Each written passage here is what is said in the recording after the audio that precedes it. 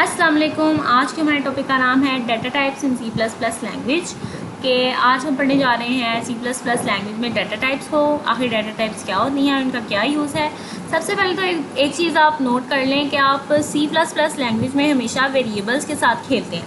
Okay, variables के साथ आप जब खेलते हैं तो आपको वेरिएबल्स के साथ खेलने के लिए डाटा टाइप्स की ज़रूरत पड़ती है। सी प्लस प्लस लैंग्वेज में आप हमेशा डाटा टाइप्स वेरिएबल्स के साथ खेलेंगे। ओके, तो उसके लिए आपको डाटा टाइप्स की ज़रूरत पड़ेगी। सी प्लस प्लस लैंग्वेज में 4 तरह की डाटा टाइप्स हैं। ठीक है, इंट, फ्लोट, डबल और चार। चार मतलब के कैरेक्टर और इंट मतलब के integer. So int data type क्या करती है? To store numeric values numbers को स्टोर करने के लिए यूज़ होती है, जैसे कि 1 2 3। ठीक है, उसके बाद फ्लोट डाटा टाइप क्या करेगी? टू स्टोर रियल वैल्यूज़ मतलब कि ऐसी वैल्यूज़ जो कि पॉइंट में मौजूद हो, 1 3 0.7 ऐसे पॉइंट वाली वैल्यूज़ को स्टोर करने के लिए हम इसको यूज़ करते हैं, हम फ्लोट डाटा टाइप को यूज़ करते हैं।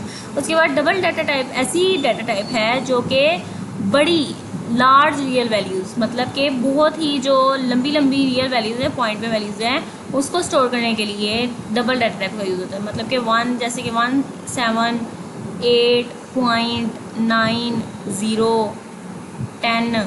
देखिए कितनी बड़ी आ गई हमारे पास एक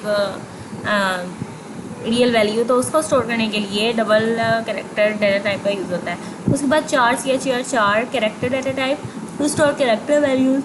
कैरेक्टर्स का आप जानते हैं कि ABCD जैसे, तो कैरेक्टर्स में स्पेशल कैरेक्टर्स भी आते हैं, जैसे हैश का साइन, कोई साइन हो गया, कोई कैरेक्टर हो गया, उसको स्टोर करने के लिए हम CHAR चार डाटा टाइप का यूज़ करेंगे। सो ये जो चार डाटा टाइप्स हैं वो 4 हैं सी प्लस प्लस लैंग्वेज में। और उसको हम सी प्लस प्लस लैंग्वेज का जब कोड लिखेंगे तो सबसे ऊपर सबसे पहली लाइन में सबसे पहले हम डाटा टाइप को इनिशियलाइज करवाते हैं। ठीक है, सॉरी डिक्लेयर करवाते हैं, डाटा टाइप को डिक्लेयर करवाते हैं। तो आइए अब हम डेफ सी प्लस प्लस में इसको देखते हैं कि हम डाटा टाइप्स का कैसे यूज़ कर सकते हैं। तो ये रहा, मैंने सी प्लस प्लस लैंग्वेज का बेसिक सिंटैक्स लिखा हुआ है यहाँ पे, बेसिक स्ट्रक्चर। अब इसके अंदर मैंने आपसे कहा था ये होती है ब्रैकेट्स के अंदर जब हम कोड लिखते हैं तो ये बॉडी होती है हमारे प्रोग्राम की। सो सबसे पहले हम डाटा टाइप को डिक्लेयर करवाने जा रहे हैं। हम इंट की डाटा टाइप को, इंटीजर वैल्यूज़ को स्टोर करना है। अगर हमने किसी इंटीजर को अगर हमने स्टोर करना है तो हम क्या करेंगे? इंट लिखेंगे। देखें खुद ब खुद डार्क कर दिया हमारे सॉफ्टवेयर ने। अब इंट के बाद डाटा टाइप क्या होगी? हम कोई भी यहाँ पे वेरिएबल इसको डिक्लेयर करवा सकते हैं।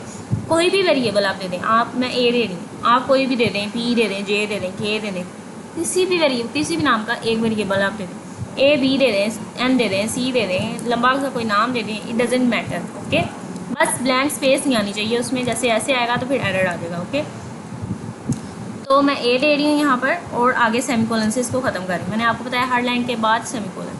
तो ये इंट डाटा टाइप मैंने एक डिक्लेयर करवाई है ए के साथ। ठीक है, जब भी आप कोई डाटा टाइप डिक्लेयर करवाएंगे आप एक वेरिएबल ज़रूर लेंगे। अब आप सोच रहे होंगे कि मैंने तो कहा था कि यहाँ पर हम इंटीजर डाटा टाइप को इंटीजर वैल्यू स्टोर करवाने के लिए यूज़ करते हैं, मगर मैंने यहाँ पर ए क्यों लिया?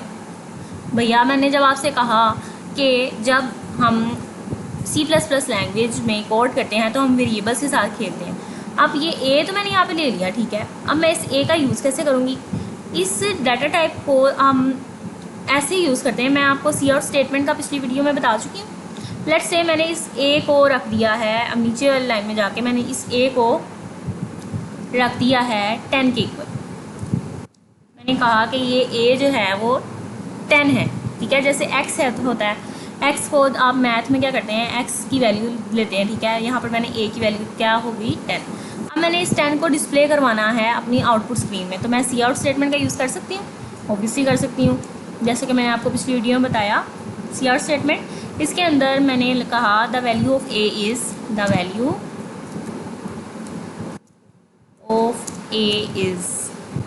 इक्वल। ये आप मेरे पास छपा आ जाएगा। अब मैं चाह रही हूँ कि ये जो 10 है मुझे अपने आउटपुट स्क्रीन में डिस्प्ले हो, तो मैं क्या करूँगी, दोबारा से इंसर्शन ऑपरेटर दूंगी, ओके। और ये ए को मैं यहाँ लिखूँगी, ना कि 10, और फिर सेमीकोलन से इसको टर्मिनेट करूँगी। क्या करूँगी मैंने दोबारा से इंसर्शन ऑपरेटर दिया और फिर से इस ए को, ना कि 10 को, क्योंकि मैं ए जब भी हम डाटा टाइप लेंगे तो उसके साथ हम एक वेरिएबल लेंगे, ना कि कोई उसके इंटीजर वगैरह। तो ए लिया हुआ है मैंने यहाँ पर, तो इसलिए मैंने यहाँ पर ए ले दिया, ओके। अब मैं इसको रन करवाती हूँ यहाँ से, कंपाइल एंड रन पर क्लिक करके। ये देखें the value of a is equals to 10 show हो गया। इंटीजर डाटा टाइप ने क्या किया, इंटीजर डाटा टाइप ने इंटीजर वैल्यू को स्टोर करके उसे डिस्प्ले करवा दिया। ये होगी इंटीजर डाटा टाइप की कहानी। अगर मैं चाह रही हूँ कि मुझे यहाँ पर कैरेक्टर शो हो, ठीक है, मैं चाह रही हूँ मुझे कैरेक्टर शो हो, तो मैं क्या करूँगी, मैं यहाँ पर जाऊँगी, इस ए को यहीं पर रहने दें आप बस यहाँ पर CHR 4 लिखें, ठीक है। और अब यहाँ पर मैंने आपको बताया कि कैरेक्टर डाटा टाइप क्या करेगी, कैरेक्टर डाटा टाइप कैरेक्टर को स्टोर करेगी। सो यहाँ पर इंटीजर को इरेज कर दें। आपने यहाँ पर सिंगल कोड देने हैं 2, जब भी आपको कैरेक्टर देने जा रहे होंगे ना, तो सिंगल कोड्स लाजमी देने। आप कोई भी कैरेक्टर दे रहे हैं, लेट्स से मैं यहाँ पर ए दे दिया। अब यहाँ पर मैंने ये स्टेटमेंट वैसे ही रहने दी, क्योंकि मैंने वेरिएबल को नहीं छेड़ा, नहीं, तो इसलिए मैंने अपनी ये थर्ड स्टेटमेंट जो थी वैसे की वैसे ही रहने। अब मैं इसको कंपाइलर रन करती हूँ और देखती हूँ मेरे पास ये देखिए the value of a is equals to, ये देखें ए कैरेक्टर शो हो रहा है, ठीक है। अब मैं चाह रही हूँ कि अब मेरी फ्लोट डाटा टाइप, अब हम फ्लोट डाटा टाइप का देखते हैं। फ्लोट डाटा टाइप क्या करें, इंटीजर अब एक रियल वैल्यू को स्टोर करें। तो क्या करूँगी, मैं यहाँ पर फ्लोट लिखूँगी, सिंपल फ्लोट लिखा, ए को मैंने नहीं छेड़ा, ठीक है, पिछली दफ़ा की तरह मैंने नहीं छेड़ा। आप चाहे तो कोई भी वेरिएबल दे दें। अब मैं यहाँ पर क्या करूँगी, ए इज़ इक्वल्स टू कोई भी फ्लोट वैल्यू दे दे 12.9, ओके। आगे मैंने कहा the value of a is equals to a, okay. इसी स्टेटमेंट को मैंने नहीं चला, कंपाइलर रन करते हैं और ये देखें हमारे पास एक फ्लोट डाटा टाइप स्टोर हुई और फिर डिस्प्ले होगी 12.9, ओके। इसी तरह से डबल डाटा टाइप भी है। अगर मैं यहाँ पर डबल दे दूँ, डबल, और यहाँ पर जाके मैं बहुत ही बड़ी इंटीजर वैल्यू दे देती हूँ और रियल वैल्यू दे देती हूँ, लेट्स से 1 2 3.6 7 8 9 10, ओके। ऐसे मैंने एक वैल्यू दी, उसके बाद मैं इसको कंपाइलर रन करती हूँ, तो ये देखें वही वैसी की वैसी वैल्यू हमें शो रही है 1123.76 के बाद ये मुझे 64 क्यों नहीं शो कर रहा, क्योंकि जब हम ये डबल आ गए ना 66, तो कंपाइलर ने कहा कि ये एक ही डिजिट है, तो उसने शो नहीं किया। लेट्स से इसको मैं रेज करती हूँ और फिर से मैं अपनी आउटपुट विंडो को पहले बंद कर किया जाता है, उसके बाद उसको कंपाइलर रन किया जाता है। तो देखिए 764। एक्चुअली में ये मसला तब आता है जब मैं आपको आगे से ना अगले लेक्चर्स में मैनिपुलेटर्स के बारे में पढ़ाऊँगी। मैनिपुलेटर्स इसी प्रॉब्लम को ओवरकम करने के लिए, जो डेसिमल पॉइंट्स के बाद वाली प्रॉब्लम है ना, ये प्रॉब्लम जो आई है, इसको ओवरकम करने के लिए मैनिपुलेटर्स का यूज़ करते हैं। मैनिपुलेटर्स के पर भी एक लेक्चर बनाऊंगी, आप वो देखिएगा तो आपको ये चीज़ क्लियर ज़्यादा हो जाएगी। तो ये थी डाटा टाइप्स की कहानी थी सारी, ठीक है। आप सोच रहे होंगे कि पिछली वीडियो में मैंने तो आपको बताया था कि सी आउट स्टेटमेंट सिर्फ एक मैसेज डिस्प्ले करवाने के लिए शो होता है।